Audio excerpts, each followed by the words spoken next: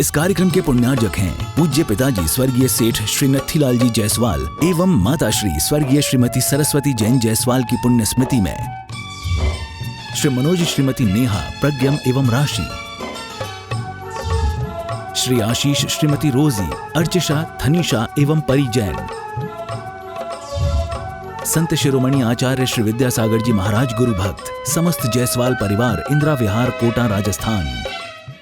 वह सुधा कलश जो बिखराते हैं गली गली, जिनके दर्शन को पा करके खिलती मुरझाई हृदय कली। ओम ह्रीं श्री 108 आचार्य विद्यासागर मुनीन्द्र अत्र अवतर अवतर शंभो सठावानंद जय हो जय हो। अत्र तिष्ठ स्थापनम अत्र मम सन्नितो भव भव सट सन्निधि करणम। सांसारिक विषयों में पढ़कर मैंने अपने को भरमाया, इस राग द्वेष की वैतरणी से अब तक पार नहीं पाया। तब विद्या सिंधु के जल कर से भव कालुष धोने आया हूँ। आना जाना मिट जाए मेरा यह बंध काटने आया हूँ। ओम ह्रीं श्री 108 आचार्य विद्यासागर मुनीन्द्राय जन्म जरा मृत्यु विनाशनाय जलम निर्पामिति। क्रोध अनल में जल जल कर अपना सर्वस्व लुटाया है, निज शांति स्वरूप न जान सका जीवन भर से भुलाया है। चंदन सम शीतलता पाने अब शरण आपकी आया हूँ। संसार ताप मिट जाए मेरा चंदन वंदन को लाया हूँ। ओम ह्रूम अष्टोदशाचार्य श्री विद्यासागर महामुनीन्द्राय संसार ताप विनाशनाय चंदनम निर्वपामीति स्वाहा। जड़ को ना मैंने जड़ समझा, नहीं अक्षय निधि को पहचाना। अपने तो केवल सपने थे भ्रम और जगत का भटकाना। चरणों में अर्पित अक्षत है, अक्षय पद मुझको मिल जावे। तब ज्ञान अरुण की किरणों से यह हृदय कमल भी खिल जावे। ओम ह्रीं श्री 108 आचार्य विद्यासागर मुनीन्द्राय अक्षय प्रप्राप्ताय अक्षतान निर्पामिति स्वाहा। इन विषय भोग की मदिरा पी मैं बना सदा से मतवाला। तृष्णा को तृप्ति करी जितनी उतनी बढ़ती इच्छा ज्वाला। मैं काम भाव विधिवंश हेतु मन सुमन चढ़ाने आया हूँ। यह मदन विजेता बन न सके यह भाव हृदय में लाया हूँ। ओम ह्रीं श्री 108 आचार्य विद्यासागर मुनीन्द्राय कामबाण विध्वंसनाय पुष्पम निर्पामिति। इस क्षुधा रोग की व्यथा कथा भवि भवि में कहता आया हूँ। अति भक्ष अभक्ष भखे फिर भी मन तृप्त नहीं कर पाया हूँ। नैवेद्य समर्पित करके मैं तृष्णा की भूख मिटाऊंगा। अब और अधिक ना भटक सकूं यह अंतर बोध जगाऊंगा। ओम ह्रीं श्री 108 आचार्य विद्यासागर मुनीन्द्राय क्षुधा रोग विनाशनाय नैवेद्यम निर्पामिति। मोहांधकार से व्याकुल हूँ, निज को नहीं मैंने पहचाना। मैं राग द्वेष में लिप्त रहा, इस हाथ रहा बस पछताना। यह दीप समर्पित है गुरुवर, मेरा तम दूर भगा देना। दीप की बाती से मम अंतर दीप जला देना। ओम ह्रीं श्री 108 आचार्य विद्यासागर मुनीन्द्राय महामोहांधकार विनाशनाय दीपम निर्पामिति स्वाहा। इन्हें अशुभ कर्म ने घेरा है, मैंने अब तक यह माना था। बस बस पाप कर्म तज पुण्य कर्म को चाह रहा अपना नाथा। शुभ अशुभ कर्म सब रिपुदल है, मैं इन्हें जलाने आया हूँ। इसलिए आपके चरणों में यह धूप चढ़ाने आया हूँ। ओम ह्रीं श्री 108 आचार्य विद्यासागर मुनिंद्राय अष्टकम दहनाय धूपम निर्पामिति। भोगों को इतना भोगा कि खुद को ही भोग बना डाला। साध्य और साधक का अंतर मैंने आज मिटा डाला। मैं चिदानंद में लीन रहूं, पूजा का यह फल पाना था जिसके द्वारा वह मिल बैठा मुझे ठिकाना है। ओम ह्रीं श्री 108 आचार्य विद्यासागर मुनिंद्राय महामोक्ष प्राप्ताय फलम निर्पामिति। जग के वैभव को पा करके निस दिन कैसा अलमस्त रहा। चारों गतियों की ठोकर को खाने में ही अभ्यस्त रहा। मैं हूँ स्वतंत्र ज्ञाता दृष्टा, मेरा पर से क्या नाता है। कैसे अनर्ग पद पा जाऊं भाविना भाता। ओम ह्रीं श्री 108 आचार्य विद्यासागर मुनिंद्राय जय माला पूर्णार्घम निर्पामिति। नमोस्तु भगवन नमोस्तु भगवन। ओम नमः सिद्धेभ्यः, ओम नमः सिद्धेभ्यः, ओम नमः सिद्धेभ्यः। अहिंसा परमो धर्म की। आचार्य गुरुवर श्री कुंद कुंद भगवान की। आचार्य गुरुवर श्री ज्ञान सागर मुनि महाराज की। आचार्य गुरुवर विद्यासागर जी महामुनि राज की। समस्त आचार्य संघ की।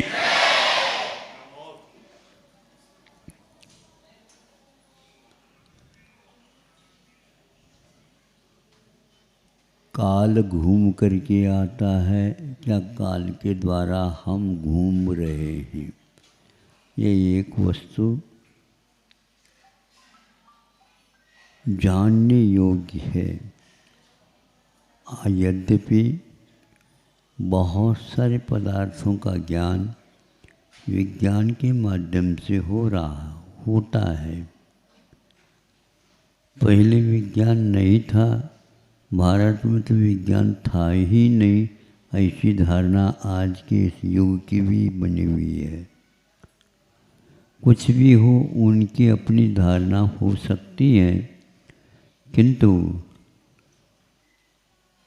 जानना विज्ञान के द्वारा होता है, किंतु वह किसका ज्ञान होता है, यह महत्वपूर्ण होता है। प्रत्येक पदार्थ का जो दुकान में रखे गए हैं, उसके ऊपर लिखा हुआ रहता है ये है, ये है, ये है। इसका मूल्य इतना है, इतना है, इतना है, अथवा उसमें क्या क्या डले हैं आदि उसकी भी सूची उसी में ये कागज़ छपी हुई है, उसमें मिलती है।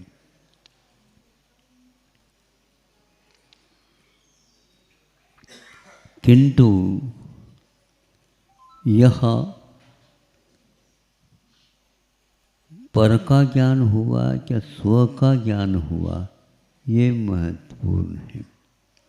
आज के युग में ज्ञान के द्वारा ज्ञेय का ज्ञान तो कराया जा सकता, करा रहे हैं, किंतु जो ज्ञेय मैंने जानने योग्य, उसको जानने वाला कौन है, आज इसके बारे में न ही प्राथमिक शिक्षा मिलती है, न ही माध्यमिक शिक्षा मिलती है, न ही और उच्च माध्यमिक शिक्षा मिलती है, और न ही महाविज्ञान या महाविद्यालय का ज्ञान मिलता है, और इसके उपरांत अंतिम कक्षा में भी वह नहीं मिलता और वो प्रमाण पत्र लेकर के आ जाता है, आपका लड़का मैं उत्तीर्ण हो गया हूँ। बहुत अच्छा है, तुम पढ़े लिखे हो गए हो। आज तक तो हम बिना पढ़े लिखे ही दुकान चला रहे थे।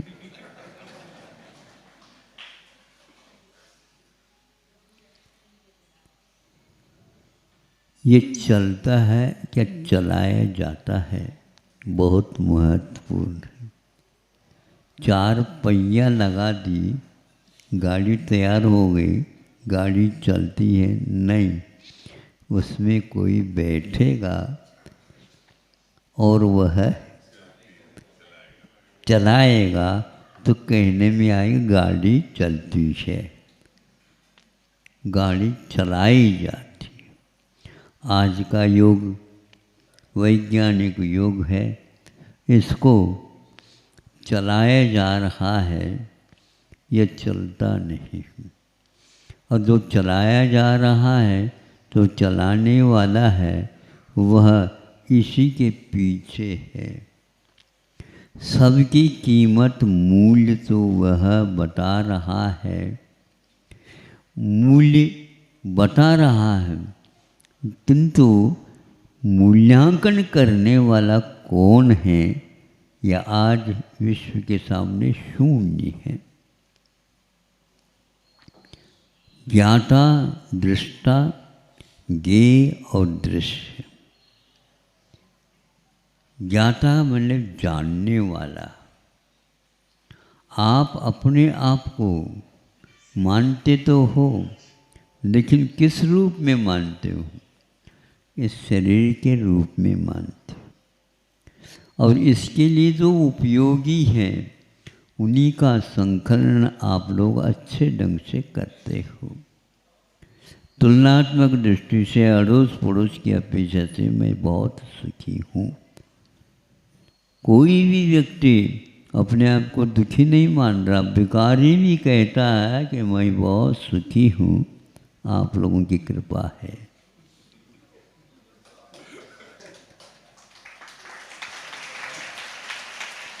देने वाला भी सुखी है, लेने वाला भी सुखी है, दोनों सुखी है। देने वाला पढ़ा लिखा है और लेने वाला पढ़ा लिखा नहीं है, लेकिन वह अपने आप को दुखी नहीं मानता। यह सुकाल है, ऐसा कहता। अब इसमें आपकी क्या विशेषता हमें बता दो। मैं ये बताना चाह रहा हूँ, ये और दृश्य इन दोनों का मूल्यांकन तो हो रहा है जितना बनता है, लेकिन मूल्यांकन करने वाले का मूल्यांकन कौन करेगा? यह जान रहा है, इसको जान रहा है, किंतु जिसको जानना था वह तो जानने में नहीं आ रहा। अपढ़ हो, पढ़ा लिखा हो, किंतु उसे कम से कम अपना बोध तो होना चाहिए। बोध तो आप करते हैं, लेकिन अपना बोध क्या है? अपना बोध तो आज के युग को बोझ लगता है। बोझ, बोझ का अर्थ क्या होता है? भार। आज बोध को जो भार मानता है उसका हम आभार नहीं मान सकते। वो आभार के योग्य है ही नहीं। वो तो बोध को ही बोझ मान रहा है, क्योंकि अध्यात्म ज्ञान के द्वारा कुछ नहीं मिलता। इसमें तो देखो मिल रहे हैं, सारे सारे हमारे काम के हैं, किंतु अध्यात्म के द्वारा क्या काम में आता है? इसीलिए आप अपनी दुकान को तो खूब अच्छे सजाते हो, सजा करके साथ क्यों नहीं ले जाते हो? क्योंकि यहाँ पर वो माल बिक ही नहीं सकता, वो तो वहीं पर है, यहाँ पर उसका कोई भी विज्ञापन नहीं, यहाँ का विज्ञापन अलग चलता। तो अब मैं अभी बता रहा था, भिखारी भी सुखी है और दान देने वाला है वह भी सुखी है। अब कौन कौन ज्ञाता है, कौन कौन ज्ञानी है, इसके बारे में सोचो। एक वहीं पर बैठा था और उसके यहाँ घर में प्रतिदिन दूध की डेयरी वाला दूध लेकर के आता था। जिसके यहाँ आता था वह कहता है, भैया आज दूध कुछ अलग लग रहा है। अलग का मतलब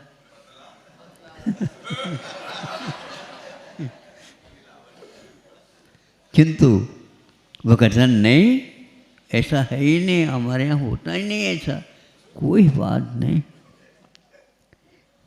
ये दीवार है, नहीं समझे, ये दीवार है और इसके ऊपर हम भी यहीं पर आप दोनों खड़े हैं।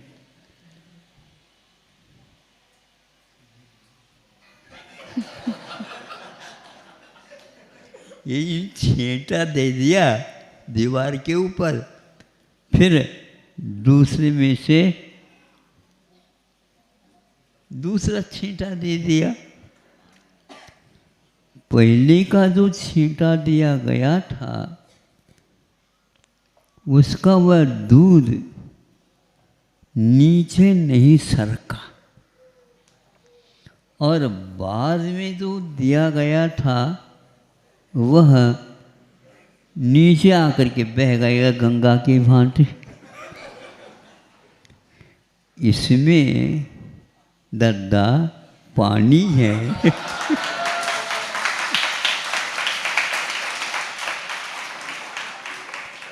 और इसमें बिल्कुल 100 टन सोना जैसे कहते हैं ना, हाँ, इसमें एक बूंद भी नहीं है। इसलिए दूध कहता है इसमें पानी नहीं है तो मैं क्यों इसको भेजूं? और ऊपर इसी वाला कहता नहीं, हमारे पास नहीं रह सकते हो आप, हाँ, क्योंकि दोनों की कीमत में अंतर है। इसमें पानी मिला हुआ है, इसमें पानी नहीं है। ये कौन कह रहा है? नहीं, दूध नहीं। जो पढ़ा लिखा नहीं है, वैज्ञानिक नहीं है, दुनिया की मूल्यांकन करने वाला है, प्रत्येक पदार्थ के ऊपर मूल्य लिख रहा है, लेकिन लिखने वाला का मूल्य क्या है आज तक इसको युग को है ही नहीं। जो व्यक्ति एक चम्मच में दूध में कितना पानी है ये नहीं जान सकता, उसको कभी भी हम कह नहीं सकते कि यह मुक्त नहीं हो सकता। लेकिन जब तक उसमें पानी मिला हुआ बूंद रहेगा तब तक आप विश्वास पात्र नहीं माने जाओगे। इसलिए अपने बच्चों को सही दूध क्या है और सही गलत दूध क्या है ये तो कम से कम सिखाओ ताकि वह स्वस्थ हो जाए। किंतु आज उस प्रकार के स्वस्थ होने योग्य दूध को वह खाने लायक ही नहीं रहा है। इसलिए उसे सही दूध की पहचान कराना आवश्यक है। वह तो जानता है इसमें क्या है, इसमें तो 1 चम्मच दूध है और बाकी चाय है। नहीं समझे? वह आपके ऊपर विश्वास रखता है क्योंकि उसके डाले बिना उस चाय का रंग गुलाबी नहीं हो सकता। क्यों, सही है कह रहे हो? सही है। अच्छा, आप समर्थन कर रहे हो? देखो, क्योंकि उसे मालूम है चाय गुलाबी होती है, लेकिन मूल में चाय गुलाबी नहीं होती है, काली होती है, काड़ा काड़ा, उकाली उकाली जिसको बोलते।